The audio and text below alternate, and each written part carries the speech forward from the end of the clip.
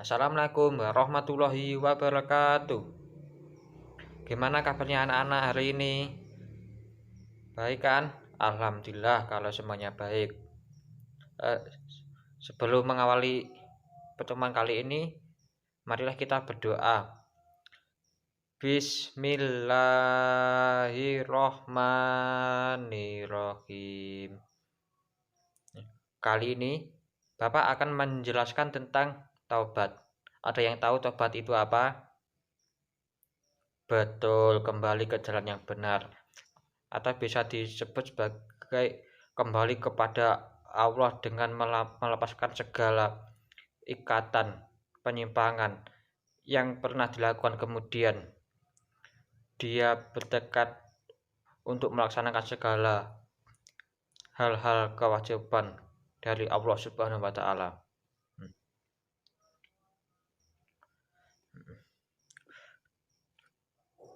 Semua kan pasti pernah melakukan perbuatan dosa kan?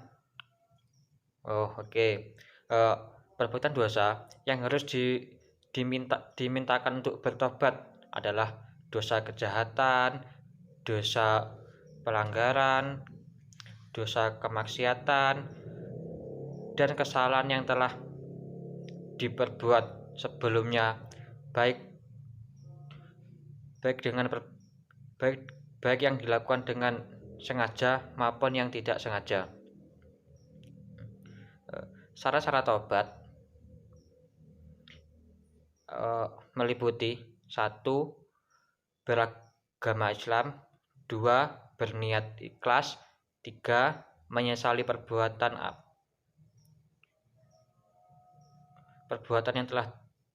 yang berdosa, 4. Meninggalkan perbuatan dosa yang telah dilakukan, dan yang terakhir tidak akan mengulangi perbuatan dosa itu lagi. Tingkatan taubat menurut Imam Al-Ghazali itu ada 4. Yang pertama, taubat setelah melakukan dosa. Seseorang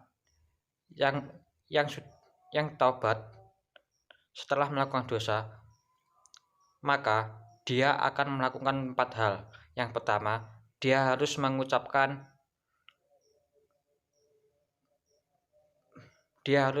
banyak mengucapkan. Tingkatan taubat menurut Imam Al-Ghazali itu ada 4. Yang pertama, taubat setelah melakukan dosa. Seseorang yang taubat setelah melakukan dosa, maka dia akan melakukan 4 hal, yakni dia harus banyak membaca istighfar atau meminta ampun kepada Allah Subhanahu wa Ta'ala. Yang kedua, dia harus meninggalkan dosa yang telah diperbuat. Yang ketiga, dia harus merasakan penyesalan yang sangat dalam di dalam hatinya karena telah melakukan perbuatan dosa itu. Yang keempat, dia mengganti perbuatan buruk itu dengan perbuatan yang baik.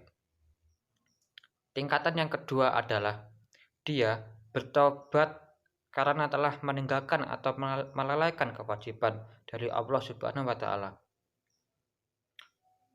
Maka yang dimaksud tobat di sini adalah seorang yang melalaikan ketaatan kepada Allah Subhanahu wa Ta'ala, dan orang yang berada di fase ini adalah seorang yang melalaikan Allah meskipun hanya sedikit dia merasa telah melakukan perbuatan dosa yang besar kepada dirinya. Tingkatan tobat yang ketiga adalah dia melakukan tobat itu bukan karena dia tidak melakukan ketaatan kepada Allah Subhanahu wa Ta'ala, akan tetapi dia belum bisa meningkatkan kualitas ketaatannya kepada Allah Subhanahu wa Ta'ala dan belum bisa meningkatkan kualitas amal ibadahnya kepada Allah Subhanahu wa Ta'ala. Yang keempat adalah taubat yang dilakukan oleh seseorang yang senantiasa meningkatkan ketaatannya kepada Allah Subhanahu wa Ta'ala. Akan tetapi dia masih sedikit lalai, tidak meningkatkan kualitas amal ibadahnya kepada Allah Subhanahu wa Ta'ala, sehingga orang yang berada pada tingkatan ini lupa, lalai kepada Allah meskipun hanya sedikit, namun dia merasa perbuatan yang dianggap sebagai dosa yang sangat besar. Di zaman dahulu kala semasa Nabi Musa alaihissalam, hiduplah seorang pencuri yang sudah selama 40 tahun menekuni dunianya. Ia menyesali perbuatannya dan ingin bertaubat. Ya Allah, ya Tuhanku, betapa banyak dosaku. 40 tahun sudah aku bergelimang dalam dosa karena kejahatanku. Ya Allah, aku tahu suatu saat aku akan menghadapmu dan engkau akan menghitung amalanku. Aku tahu siksamu amat pedih dan sungguh aku pun takut menghadapinya. Ya Allah, berilah aku kesempatan untuk bertobat. Aku mohon ampun atas dosa-dosaku.